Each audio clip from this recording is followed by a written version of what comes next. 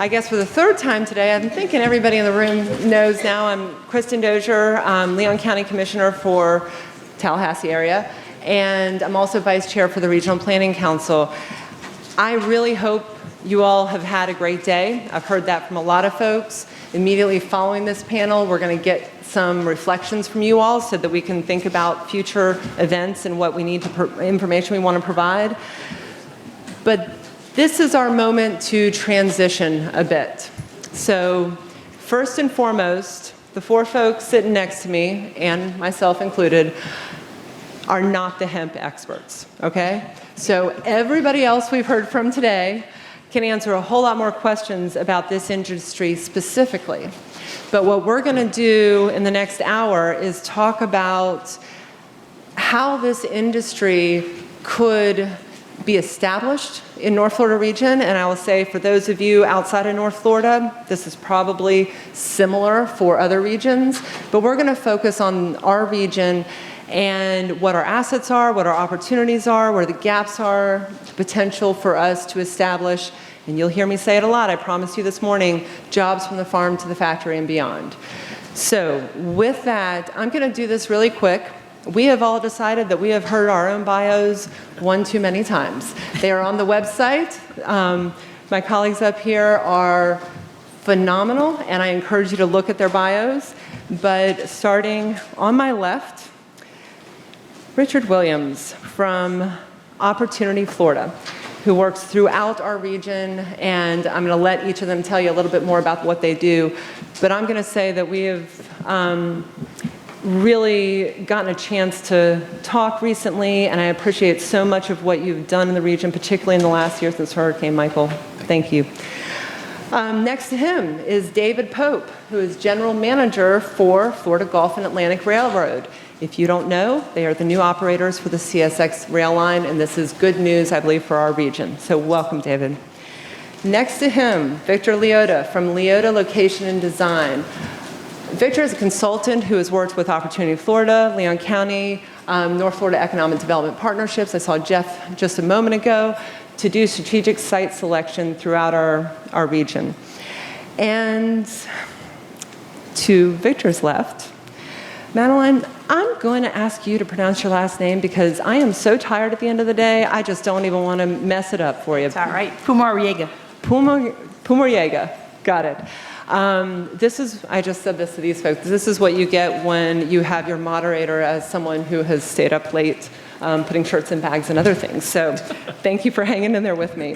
Madeline is the Executive Vice President and Provost for Tallahassee Community College. I'm a proud alum, and we're very happy to have you with us to talk about workforce.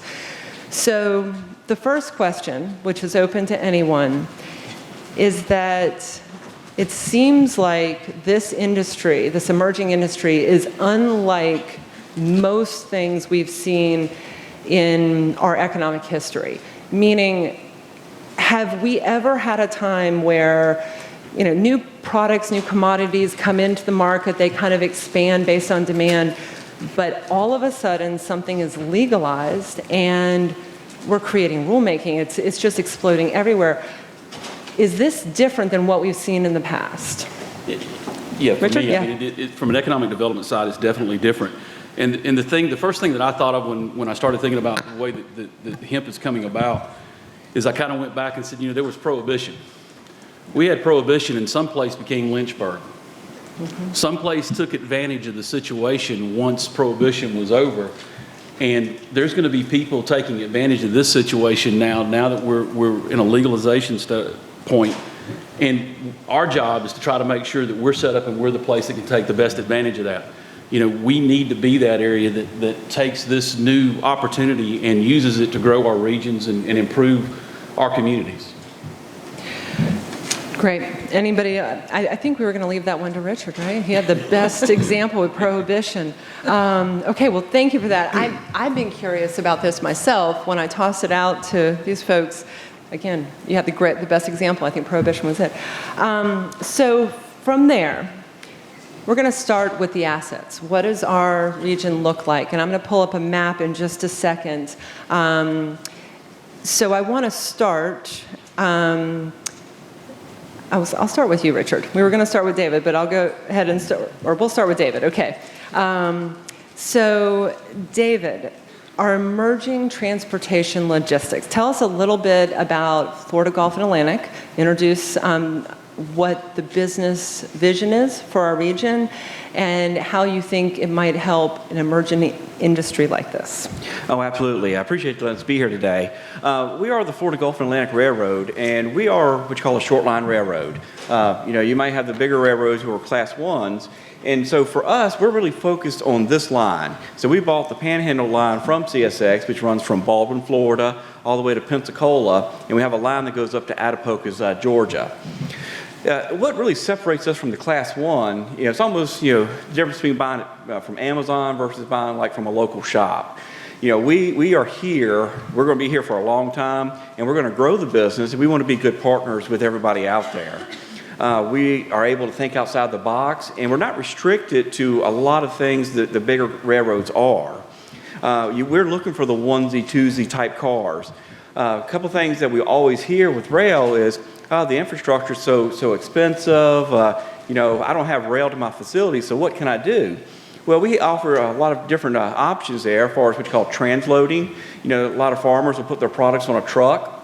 They'll come to the railroad, we'll put it around the rail car, and then off it goes. So you have a short little dredge with your truck, and you get the benefit of having the rail rate for your long haul. We also do things which you call a team track, which might be, several farmers or a different, company that says, well, I don't really use enough product for a whole rail car, but if I join up with these other three companies or persons or whatnot, we can join together and have one rail car.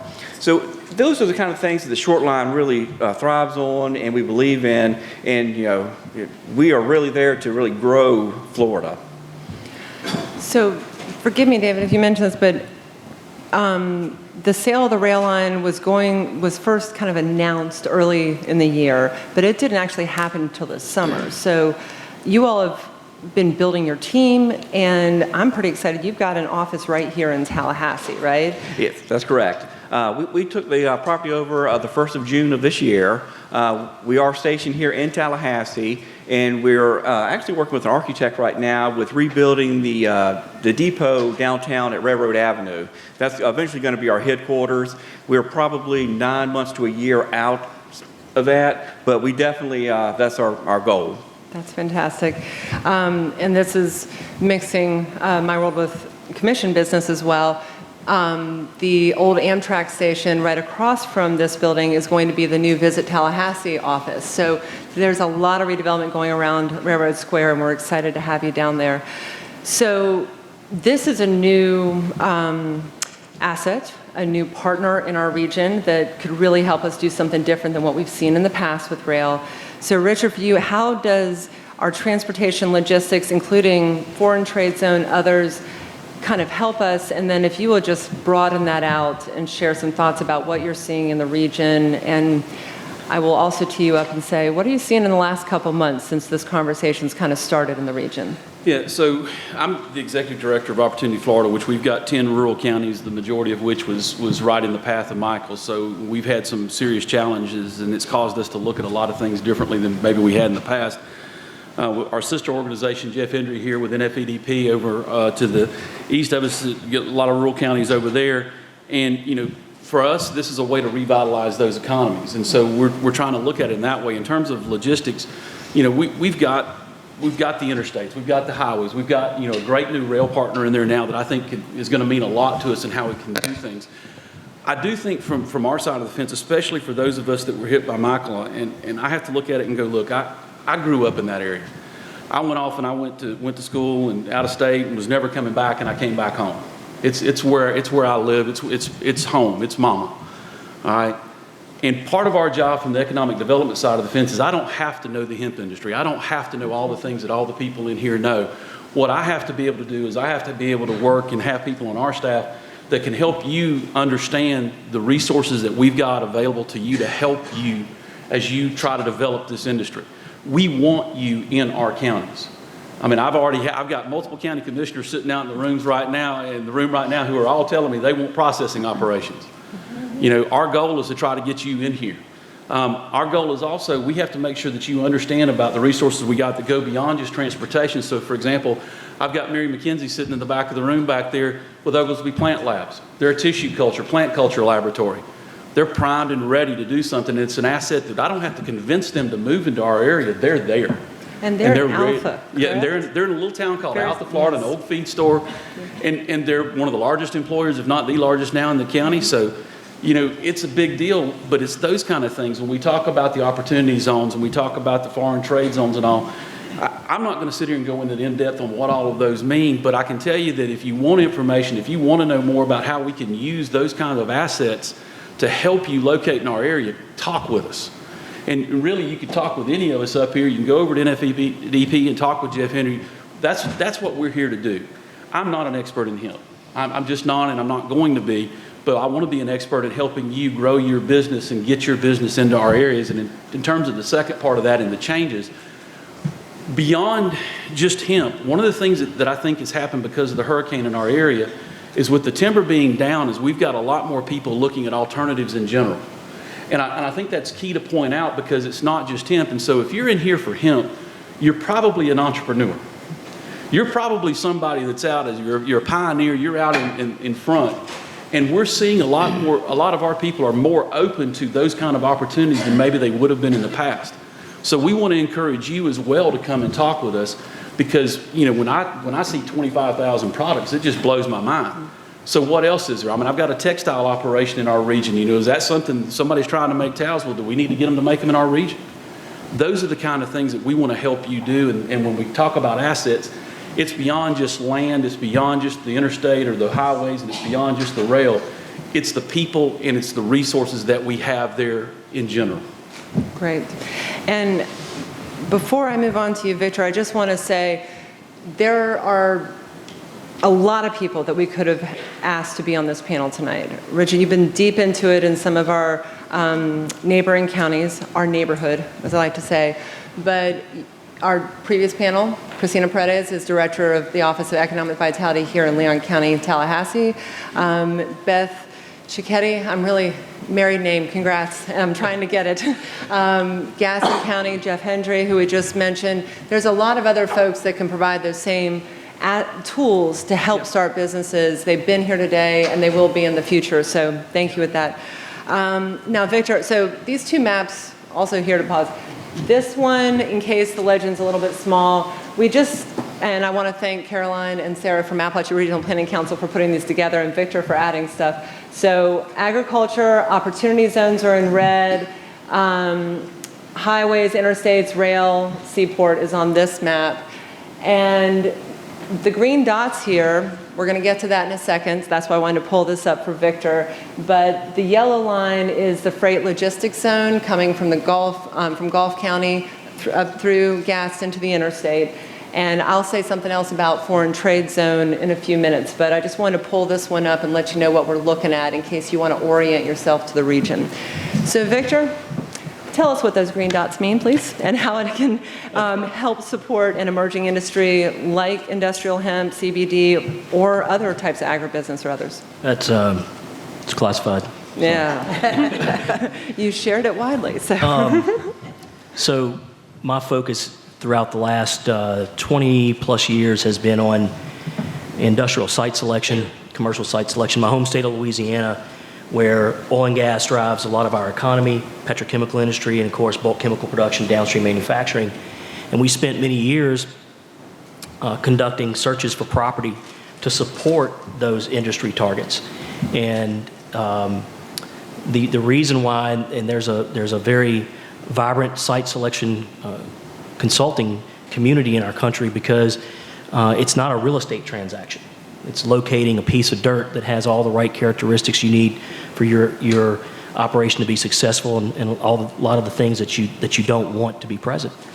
And what we found is there's a lot of properties on the market. It's no different here in the state of Florida. It's the owner's volition for he or she to put their property on the market. And a lot of times economic development organizations like Richard's Group or those that are local to a county level get requests for information, RFIs come in, whether they come in through a state economic development partner, a power utility partner, or so forth, or they generate the lead on their own. They're really they're limited to the real estate assets that are in and on a commercial database, what's currently available. And a lot of times sites are being marketed as 1,000 acres. And classically what we would find is that of those 1,000 acres, the customer, the client, or the prospect is looking for a 600-acre contiguous developable area, and you've only got about 100 to work with because the balance of it is sometimes just a swamp. And so they get really in a competitive disadvantage because of that. And so we saw a trend over years of this repetitive process and decided, why do we wait for a prospect to come knocking? Let's do this proactively. So we created the Strategic Sites Inventory Program, or SSI, which is an advanced site search. The idea is, let's go in each community. We know all the nuances from years of experience for understanding what it takes to make an industrial project work from a location perspective. Not only the dirt proper, but the surroundings, the connectivity, the community.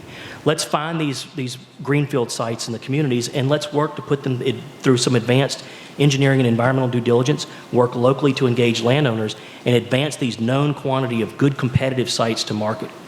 And so we set out after years of doing this very successfully at home, almost 6 years ago now in the state of Florida, to begin the process of identifying property across the state to competitively serve communities' needs to attract economic development projects, which means good job-producing projects.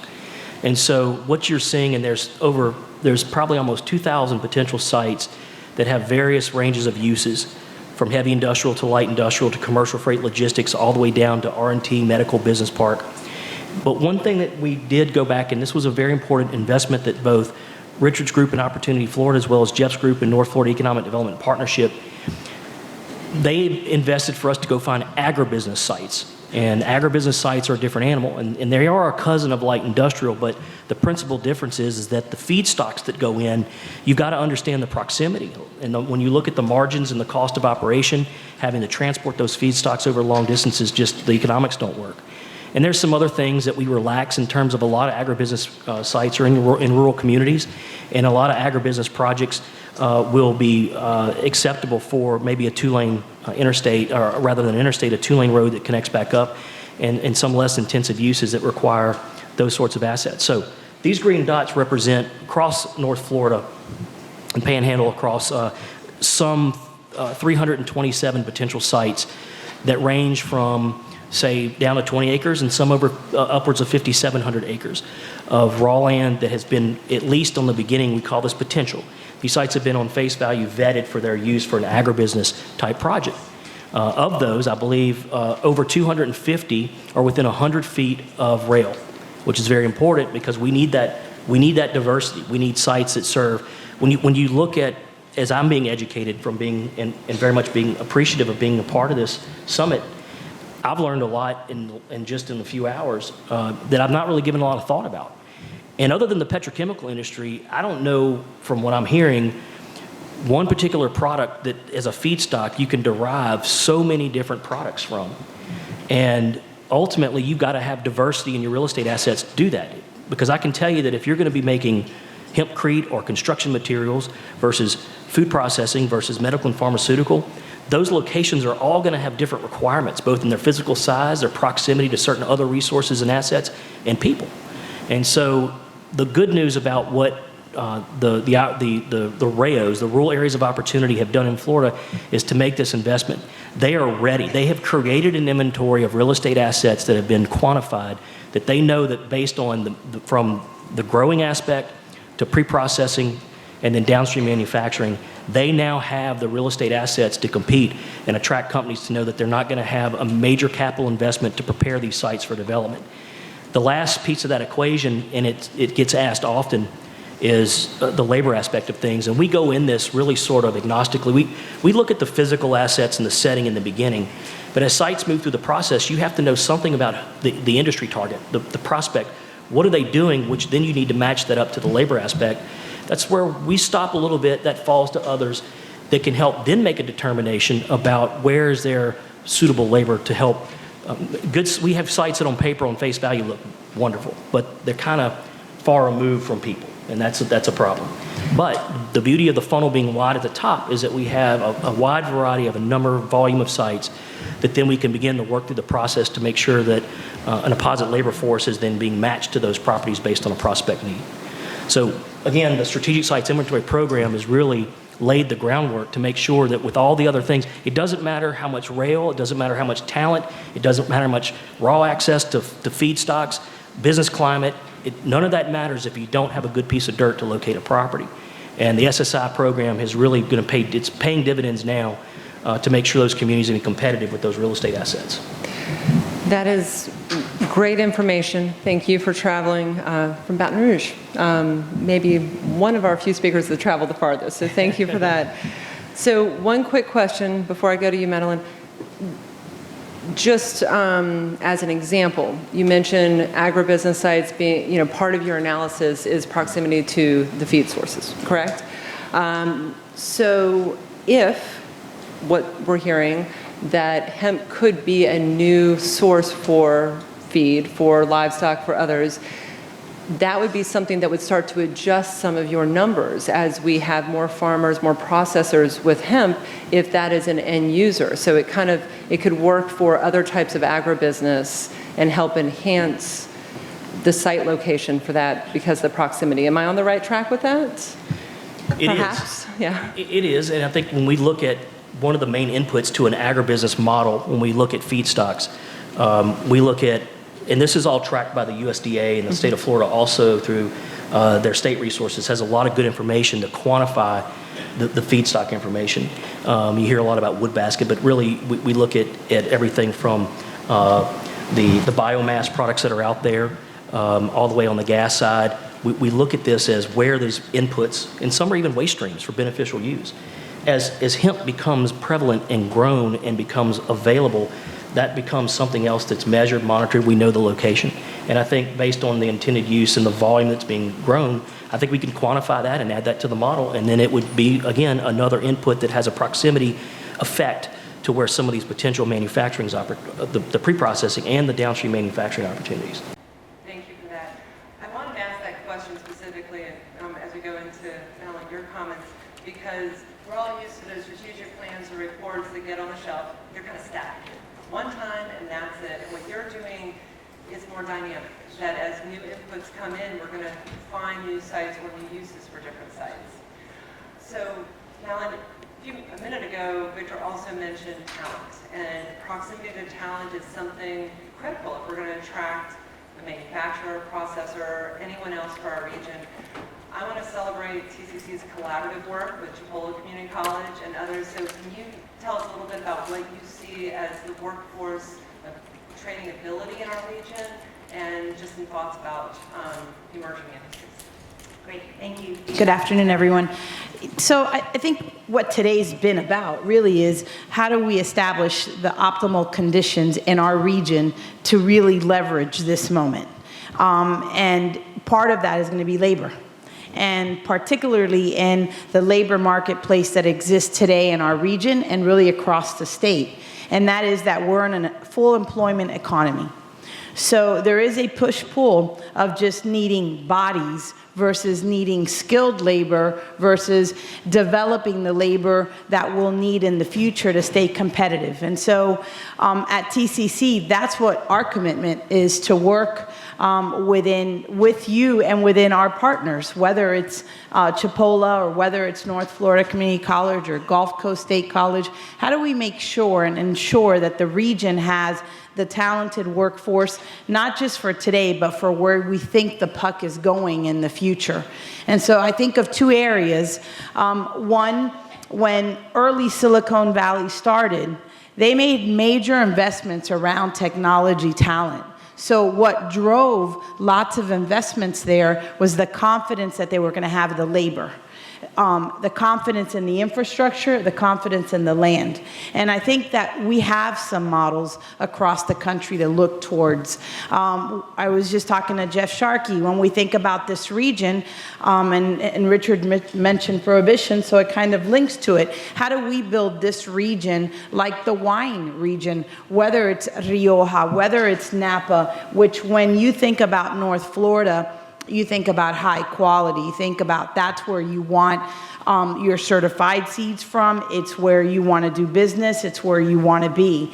And so we're at this place that if we do it right and we leverage all of our assets, we align and collaborate, then we can make sure we have the infrastructure that includes, the land, but from our perspective, that you have the talent to grow your businesses and have the confidence that we're going to give you that skilled workforce. That is great information, and one follow-up for you. And I didn't bounce this off you before, but I think you're getting right to the heart of it, that we've got models across the nation.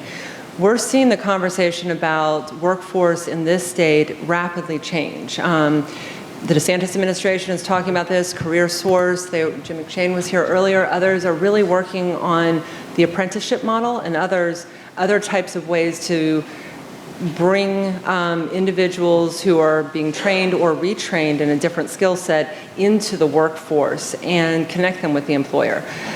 I read a report several years ago that said in the 80s, when we moved from the goal for every parent was to have their kid get a good job to the goal of every parent was to have their kid get a 4-year degree, we ended up in this position where, and the stat was 70% of our state, local, federal funding goes into higher ed for 4-year degrees, but 70% of the jobs don't need a 4-year degree. So we're not funding the other types of workforce programs, whether they're 2-year degrees or even shorter term for welding or something else like that. Am I on the right track with that? Does that square with what you're seeing? And do you see something new emerging right now in the state and nationally? Yeah, I think it's, so I think the idea that a 4-year college pathways for every student, the industry doesn't look at it. The economy doesn't say that. So when we look at what the economy says, I think it's stackable credentials. So if you look at, again, the technology space created industry certifications, are there some industry certifications that we should be looking at right now, developing, and where our high school students can be taking those industry certifications and starting that pathway?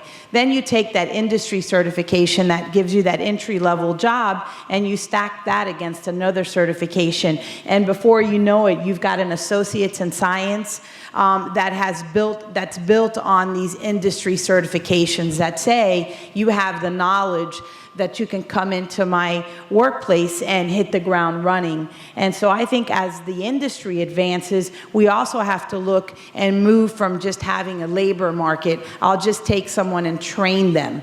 I think that as we can work with you in developing those pathways, then we have a human capital pipeline. So if we think about the capital pipeline from early to investment, to land, investment, trade, logistics, how do we still build that same human capital pipeline for this industry? And it won't be one size fits all. It's going to have to be built on alternative pathways into work, which include, I think, a portfolio of industry certs to certifications to some 2-year programs and then some 4-year programs. They're going to be in the area of ag, but they're going to be in the area of science. When you think about the science of bud tenders, it's going to be in technology. How will you leverage drone and technologies to do your business more efficient and effective? And then we heard you can have the best seed, but if you can't market it and get it out there, then it's just yours. How do we develop a group of, marketing folks and technology folks that are able to move in a global economy your goods? And so I think we have a great opportunity, but it'll take partnership. Here's what I can say. They left the panel that had the least in-depth knowledge about the industry for last. I think to signal a message to the industry that we can only do this if we align and collaborate, and if we drive impact together, then we can meet your needs and you can help us get there with you. Funny, that is kind of exactly what we were hoping to do. So Richard, I know you have a comment on this, and some of the others may have as well, so we can just jump in for a second if you have any thoughts about what the others have shared. Richard, go ahead. So I'm going to put on my other hat. So I'm also the workforce director for Career Source Chapala. Yes. And I know Diane was here from North Florida, and Jim was here from Capital Region, and you've got some great workforce boards in this region that are that are really willing to work with you as an industry, and we've got some great colleges that are out there doing the training. And I think the comment that you made there at the end is right. It's right in line with what we need from you. So one of the things that we need from the industry is we need to know what you need.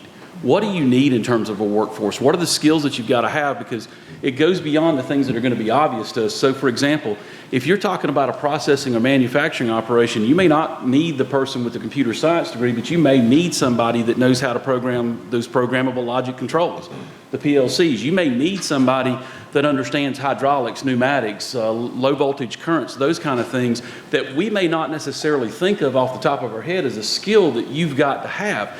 And a lot of those skills anymore, you don't necessarily need the person with a 2 or the 4 year degree. You need the person that knows how to do that thing or that couple of things.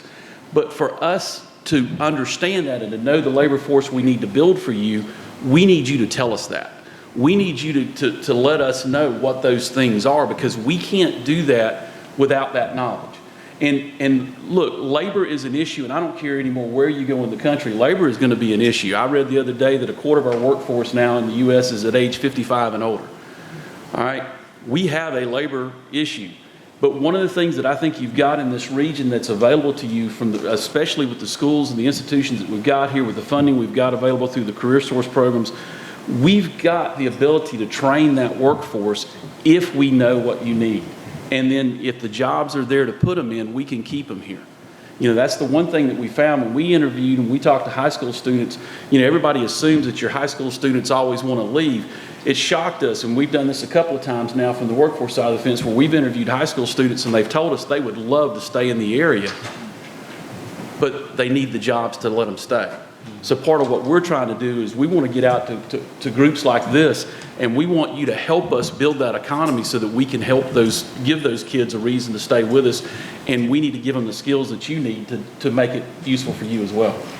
This is a really important point, and I want to stick with you for 1 second, because if it's my understanding, in order to fund some of our workforce training programs, right now, the way the state operates, we need people to post jobs with Career Source. It kind of shows that demand and everything. So knowing what the industry needs also helps draw down more state funding for our region. And to add to that, you made a comment to me, or through Chris, and we've all been repeating it, that we are not rebuilding an economy in North Florida after the storm. We are building an economy in North Florida. So those tools, like that's why I stuck with the apprenticeships and others, being able to respond quickly to industry issues is something that we have long wanted to do, and this could be a catalyst. Is that fair? Yeah, very much so. I mean, and you said it right. I mean, you look at the devastation that we faced, we're not rebuilding our economy. When you look at the timber devastation that we had, when you look at everything that happened to us, you know, sure. It's so. If you look at the path of the storm, I mean, This is Hurricane Michael. Yeah, if you want to, you know, you hear about Mexico Beach and the Air Force Base down there, and we, you know, up in the inland counties, we like to say, everybody talks about the forgotten coast. Well, we don't have coast, so we're just forgotten. But if you follow that red line and go up, and if you go up like Highway 71 and you go all the way up into Jackson County, think about this. That storm was still a Category 3 when it left the state of Florida. The strongest hurricane to hit the state of Georgia went through the Florida Panhandle first. Folks don't realize that. I came over after the storm and was over here when the legislature was meeting, and I had legislative aides tell me that we were already back, and they knew that because they had friends that were vacationing in Panama City Beach. Panama City Beach didn't get hit. You know, that's the kind of thing that we're facing here. So yeah, we're not, if you're looking at processing, if you're looking at manufacturing, if you're looking at growing right now, we've got counties. And I will have to say point blank, if you look at that red area, that map where they went through, that are hungry. They want your business. Yeah. We need you to let us try to help you. Absolutely, and we're going to be bringing Commissioner Jean Bailey up in a minute, and I just want to say the tip of that red spear right there is Bluntstown. And so just keep that in mind. That's Cat 5 winds right there. So this is the impact in the area. So going back, so thank you for sticking with that for a second, because that comment about building an economy in our region is really important, and some of these strategies doing workforce in a more responsive way and things like that. These are tools, site selection, rail, that we've been building in recent years, so we're in a good position to move this ball forward really quick. So one of the questions I have there, before we get to any gaps that we need to fill, is, unless either of you had any other comments, okay. This industry, and I'm going to compare it to the medical marijuana for a second. We all know, or you likely know, that medical marijuana was set as a vertical integration. You had to do everything from growing to selling it. And it's a very, very limited number of folks who got into that industry. Gratefully, hemp is going to be horizontal. Easy access point for any farmers to get into it. That's your permit. And I think Holly said it earlier, you're not going to need anything else until it's, unless you have consumables, right? So one of the opportunities I think we have right now is to create an industry that is not just for the people who already have money, who are already stepping up to this real quick, but for local farmers and local businesses and local entrepreneurs. And I just wouldn't mind hearing your thoughts about how these resources we have can help people who already live here and others who may come in and invest or partner with them. Anybody want to? David, go ahead. I'll take that. Yeah. That's one good thing about being in the short line. We can really work with your logistics. You think about it, one rail car is typically 3 to 4 tractor trailers. And so the rates can be very competitive, especially like for the short haul stuff, but that's something we can really work with you and develop your logistics that you need. And we do connect, with CSX, and we can go all over the whole country. Just because we're the short line doesn't mean we don't connect. So we're just that beginning point for you. Excellent. Victor, Madeline, any thoughts on that, of just how we make this accessible to folks who, regardless of where they enter this space? Yeah. I think that the diversity in the transportation assets that you see across North Florida is important, because when you look at the agribusiness and what classically defines the transportation needs, that's different than a lot of heavy industrial or advanced manufacturing or other types of projects. You've got counties that don't have interstate. You've got counties that have really good 2-lane roads that are connecting quickly back up to the truck routes. And one incredible asset that the state of Florida has is a strategic intermodal system roadway. And that, the SIS system, connecting up where you do have rail access along those routes, is a very, very important process for both getting product in and getting product out. And so I think the diversity of the transportation assets, the fact that we have sites ranging from very small to very large, in conjunction with some other things, speak well to the diversity of what product manufacturing could look like within the industrial hemp industry. And I think that that's going to give opportunity. Just because you, quote, don't have an interstate or maybe even a rail line doesn't mean you're not in the game. So, Madeline, I want to start with you. If you have any thoughts on this, and then I'm going to toss one last question out, and then we'll turn it over for any questions from the crowd. So, we've got a lot of assets. That's why we wanted to build these maps. I believe strongly that our region, our backyard, has a whole lot more going on than most people know about. And we can articulate that better. But there also could be some gaps. You talked about apprenticeship programs around the country. So what do you think we need to do right now to harness the power of this industry or anything else that might build our economy in North Florida? I'd say before I call it a gap, I'd say our biggest missed opportunity would be not to leverage our assets as a region. So if we approach this other than as a region, we probably then weaken our strength, because there's other parts of the state that are probably going to not look at it as a regional approach and look at it as a county-specific approach.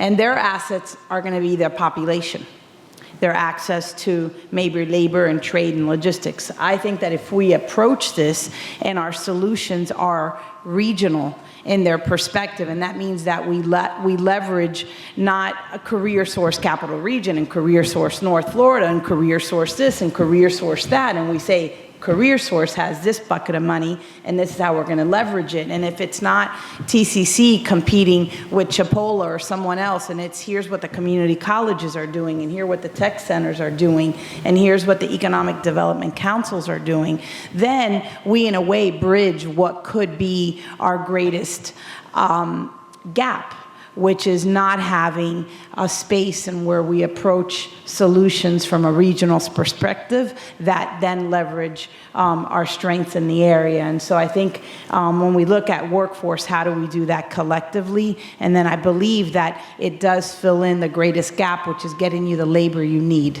I really believe that what impedes any business from growth and profitability is typically labor.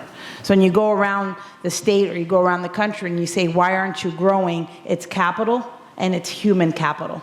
And so we want to make sure that it's not human capital that gets in your way and in the way of this region growing at this opportunity. Fantastic. Thank you. You know, I love it when you talk about the regional focus here. Victor, what about you? What do you see in other regions? How are we doing? Do you think we're well positioned to take advantage of an emerging industry like this? If there's a gap that I point to, it may be political leadership in a lot of respects. And it varies. And I've seen some very strong, I'm gonna positively pick on Suwannee County. Suwannee County, we've been working with Mr. Jimmy Norris and his team, and we've got sites that we have pushed through the SSI program through the preliminary engineering and environmental due diligence phase. And one of the things that they provided, which is not a requirement of our program, they submitted a letter that was generated by the county commission.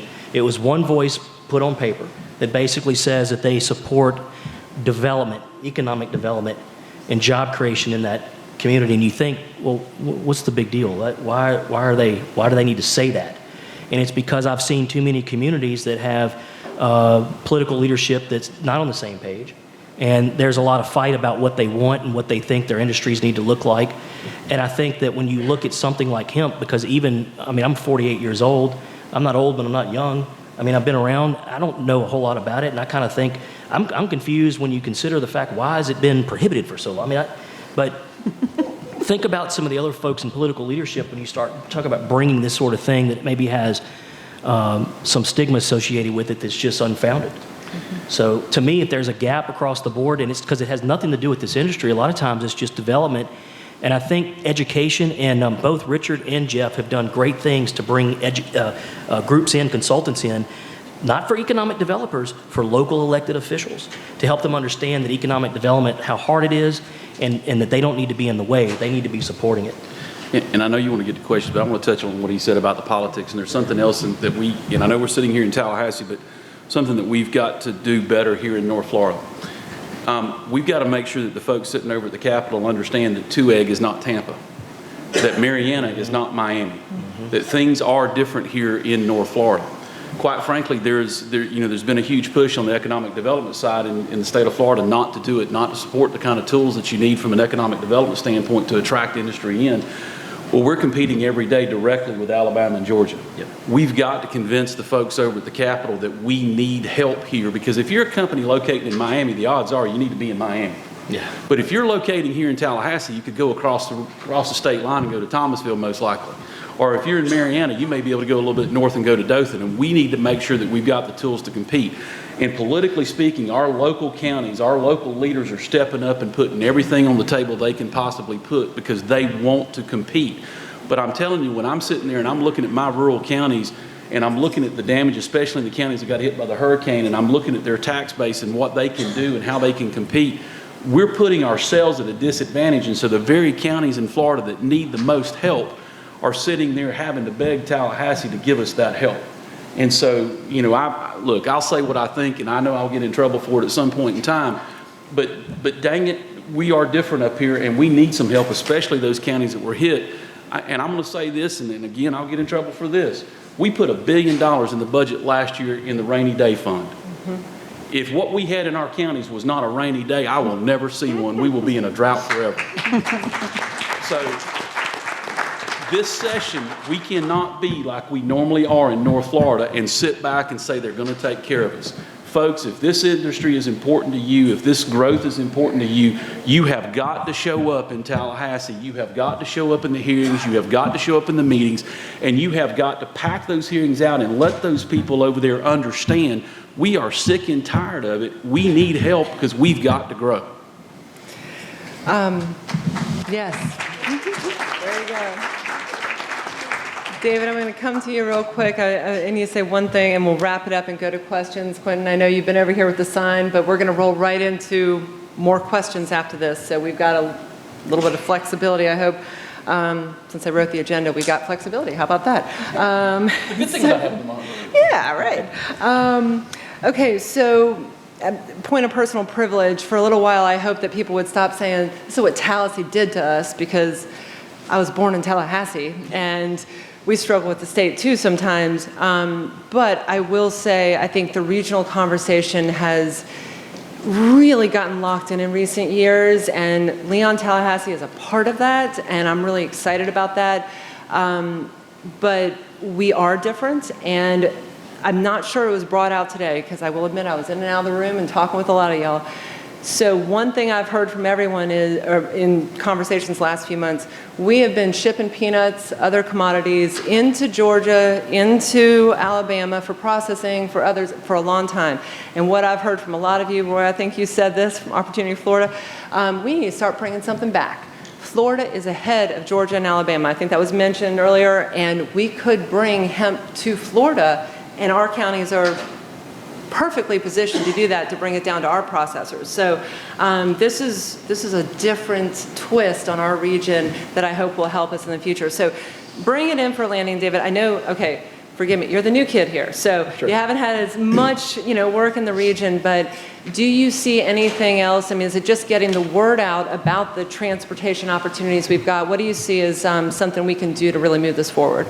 I do. Being new, a lot of the people that we talk to about rail, they've had bad experience with rail. They don't know who to talk to, and everybody thinks, oh, well, I don't have a rail in my building here or my farm, so what do I do?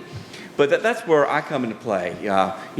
We do partner up with different ports. We partner up with truckers, transload companies. So the rail is just a small piece of the logistics there. We do have different engineers that we work with that can do design work, so we can get you a spur into your location. There's lots of grants out there for that, a lot of federal grants, so there is a lot of money available for those things, and that's something we can help with too, designing, trying to figure out how the whole flow of everything will be for you. So if you think, logistics, don't think just about the rail piece, but we can use trucks, and we use different modes to get it to the rail. Fantastic. Okay, we're going to go to questions, but there are three very quick things that didn't come up today that are part of this logistics that I just want to mention.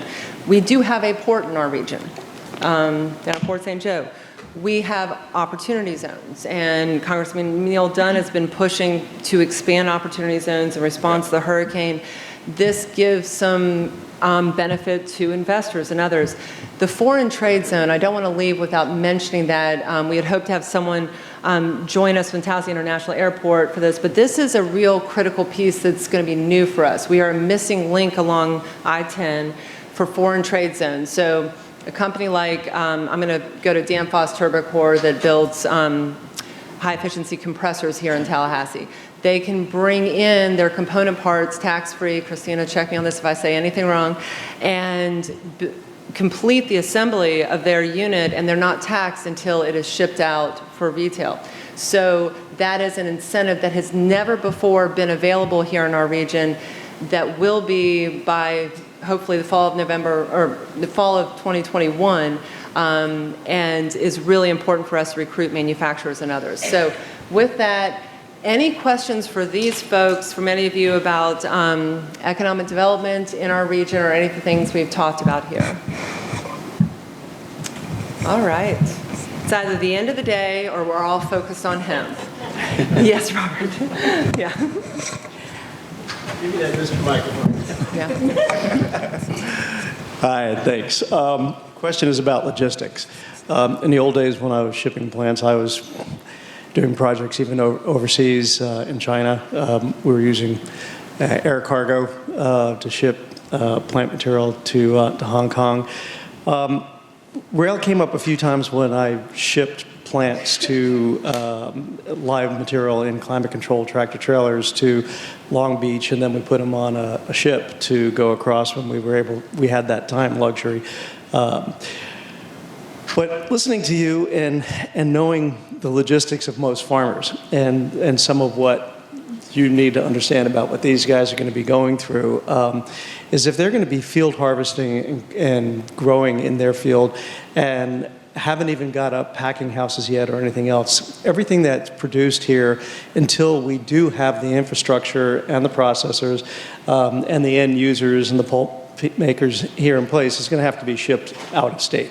And my suggestion to you is going to be you need to create a value-added product for the farmers. You need to find who all the processors are out of state, the closest ones, at least 3 or 4, to give them options because they're all going to pay different market prices depending on what's going on within that geographic area, as well as what it's going to cost to drop a 40-foot high cube reefer unit on their property while they field pack that and get it immediately or set a temperature and get it within a certain time frame to the end user.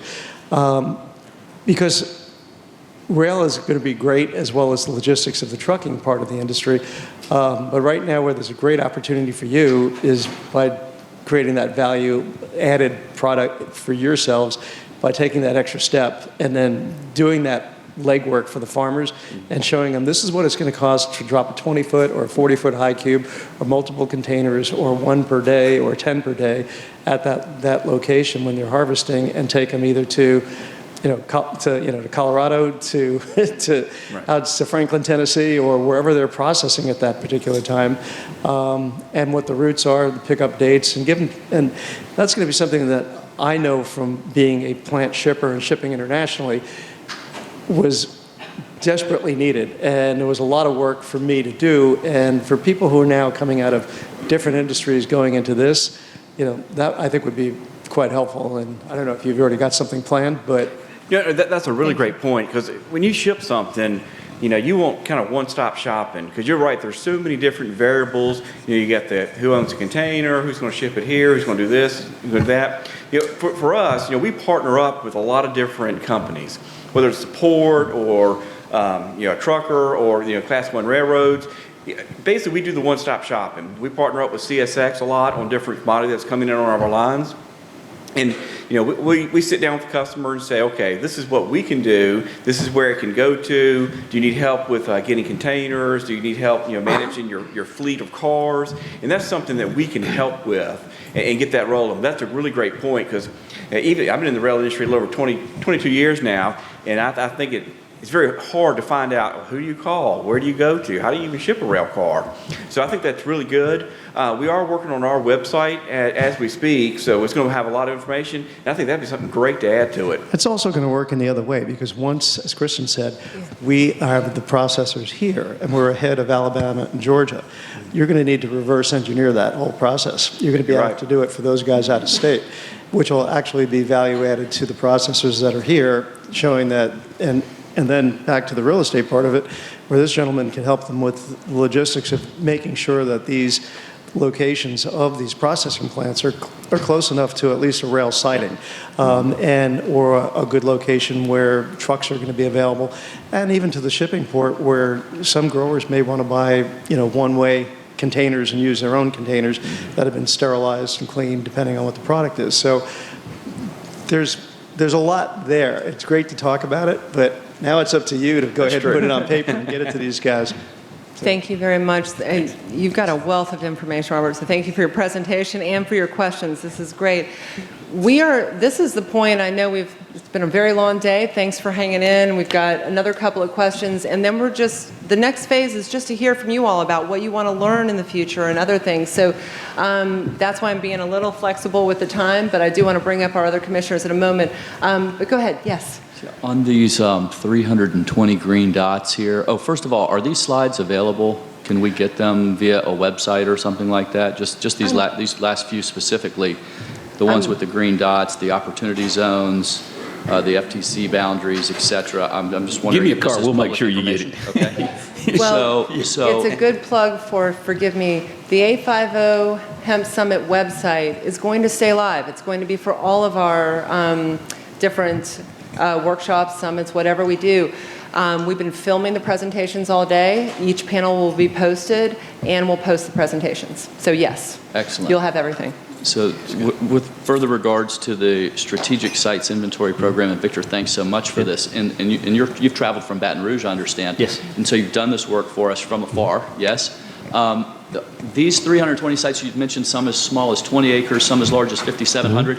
Are these for lease, for sale? You know, they've been identified, but go into a little more detail if Sure. you can on those 320 sites, please. The short answer is that the key word here is potential sites. They have gone through an initial screening. We have different modeling processes that we use to identify geographic areas of opportunity. And then we begin the process of looking at largely single tracts. They're not always single tracts, but trying to aggregate property with multiple parcels and owners, it seems to always fall apart. But the idea is that these potential sites have been screened against the physical criteria, looking at the soil conditions, the slope, the elevation, potential flood risk, drainage, what that looks like, sensitive environmental areas, threatened endangered species, then connectivity to assets and infrastructure, compatibility with surrounding land use, cultural features. There's lots of things that go into that determine that these sites on face value have merit for an economic development use. We consider them to be competitive. However, there's a progression or a life cycle these sites have to go through, not the least of which is landowner engagement. Their funnel is designed to be wide at the top because we're going to have a lot of landowners that just have no interest in selling or leasing their property. And that doesn't happen. We work locally with the economic development organizations to engage that part of it. There's also input from local communities that have to understand that maybe this is a spray field, or maybe this has already been permitted for another use, or in some cases the utilities are just too far from these sites. So there's a lot that goes through that, as you can appreciate, narrows the funnel, and then ultimately sites that do go through and survive both the cost for improvements for infrastructure connectivity, as well as landowners that want to get involved, but also it's about fair market value pricing. The name of the game is being competitive.